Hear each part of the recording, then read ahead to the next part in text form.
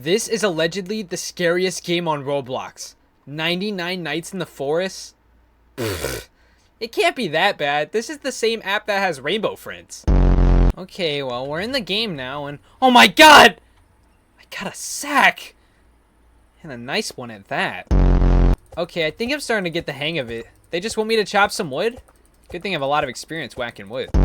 Alright, it's nighttime now, and I still really don't know what to do, so maybe this guy knows what to do. Hey, excuse me! Hey, do you got any Newports? Ah! Hello, Internet, and welcome to, do we really have a name for this show yet? No. I don't know. Well, I'm your host for the evening, the Angishore, and let me tell you, I've played my fair share of Roblox games.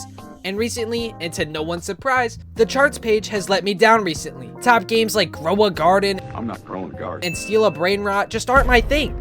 And Dead Rails and A Dusty Trip are both things of the past. Actually, quite literally. These are some of the oldest game models in all of Roblox. But something that may surprise you, as simple as it is, there is one game on the platform that makes use of these simple features, and boy do they tell a great story. A little too good. And wait, what? This game is based on a true story? I'm not buying it, is what I told myself, until a little angel came for a visit and told me, Weston, you must make a theory. This is your chance to prove you are worthy. So you know what? After 6 hours of writing this script, just for the power to go out and watch my one and only script fade out of existence, I'm finally ready to share with you my theory about 99 Nights in the Forest. And boy, let me tell you guys, this is a long one, so buckle up and get ready for a long and bumpy ride. Quickly to note, before we even load into the game, we are greeted with this message that states, this game is based on a true story. Now right off the bat, this statement seems a little abrupt. This is Roblox after all. What connections could possibly be made to a real world? This is the same site that produces and sponsors games like Femboy Tycoon. Yes, you heard that right. And in case you weren't aware, this is one of the games I see most often when I open and browse across the platform, but that's a whole different video. Our game begins with the players spawning in the middle of the forest. No surprise coming from a game called 99 Nights in the Forest, but what really makes things change from weird to super weird is that not even 10 feet away from our campsite is a sign. And on this sign, there are 4 different pages. If you click on the first page, it shows us a kid. And if you wait a little longer than a second, we actually get to see a brief story of what happened to this kid. A malicious deer kidnapped not just 1, but 4 kids in this forest. And on the back of this sign is an image of the deer and a note informing us that the deer is afraid of light, such as your flashlight and campfire. Now, something that is worth noting instantly is that there are 4 pages, each regarding one of the 4 missing children. But what do these children have to do with the story? According to the official wiki of this game, the story is in fact based on a true story. That's right, gamers, this game is canon. Well, kind of. According to the wiki, the game's story is mostly comprised of a real-life story of a crash landing in the Amazon rainforest. And that's not just a theory. No, this game is, for the most part, based entirely around this event. Allow me to explain. On May 1st, 2023, a flight was made to the town of San Jose del Guaviare. From the Amazonian village of... Oh my god. Araraquara. From the Amazonian village of Araraquara. The flight was made up of only 7 passengers, including a pilot, a co-pilot, a mother, and 4 kids. The plane was a Cessna 206 single-engine plane, but this barely mattered because within seconds, the plane was hurtling towards the ground. Just like that, the plane nosedived into the ground, killing 2 of 7 passengers. And I think now is a good time to get to know the family. Starting with our mother, Magdalena Mucatui Valencia. Magdalena is brutally injured, and all 4 of her kids are under the age of 13. Leslie, who was almost 13 years old. Solini, only 9. Tien, only 4 years old. And last, but certainly not least, Kristen, only 11 months old at the time. The 5 remaining trapped in the Amazon rainforest, void of food and water, and even shelter in the predatorious jungle. Not to mention the endless rain, since this is the Amazon rainforest. Not even 4 days go by, and Magdalena is dead, leaving her 4 children to survive in the Amazonian rainforest alone, stranded deep in the 1,600 miles of dense woods. The kids struggle to survive, only eating fruits and the seeds they find. Some nights they even had to eat roots. All this while trying to avoid snakes and jaguars. And I think it's about time that we point out that these kids are not white, like implied in the game. No, these kids actually come from an indigenous background. And it is worth noting that one of the rescuers had this to say. Surprise, motherfucker. And I quote, "The children's background meant they knew how to survive in the jungle, how to eat, how to drink, stay against the hostile jungle, and how to protect from the rain." Because 16 hours a day, it's only rain, he said. The children had some luck on their side. Fruit was plentiful, an official told reporters, because the jungle was in harvest. The children are members of the indigenous Witoto group, and from a young age they become well versed in the lore of the forest.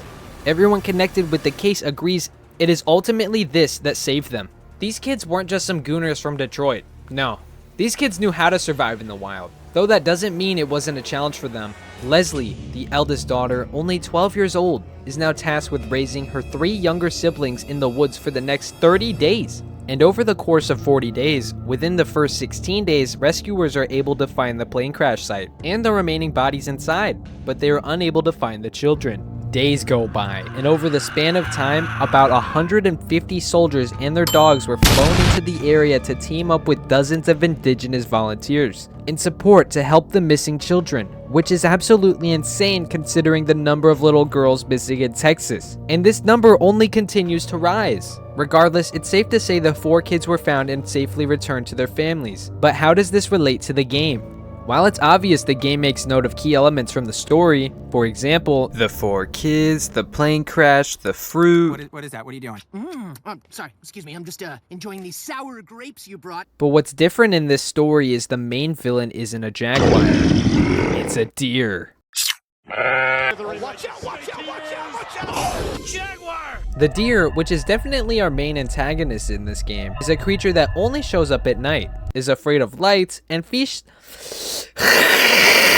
on our flesh as a delight. And isn't the villain we were expecting in this story, but let's be honest, the last thing I'm scared of in the forest is a deer. Or a rabbit, I guess. Nothing compares to the wolf. But let's be real, if you've played this game, the deer is really the least of your concerns. The real monster is whoever made wolves spawn inside. But while constantly being attacked by wolves and endless cultists at my campfire, I'm positive that this game isn't that bad. There can't be any more lore, is what I would have told myself if I wasn't a theorist. And no, I'm not in any way related to any of the theorists. Now, it's pretty obvious this game is based on a true story and combines obviously fabricated fictitious animals at the same time. But what is the overall goal of this game? While this game does make use of many of the same aspects and other popular games on Roblox like Dead Rails and Grow a Garden, these models aren't just used to milk you for your money and extort your inner child based on nostalgia. No, gamers. My friends, these models are only so cheap to further enhance the thrill of this game.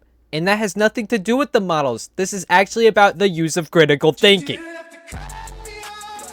Something that has been taken out of most new horror games. Think of it this way. One of the reasons that Five Nights at Freddy's was so successful and enjoyable was using your inner theorist to discover new ways to escape and defend yourself from the endless nightmares that were brought to us by the frightening monsters at Freddy Fazbear's Pizza.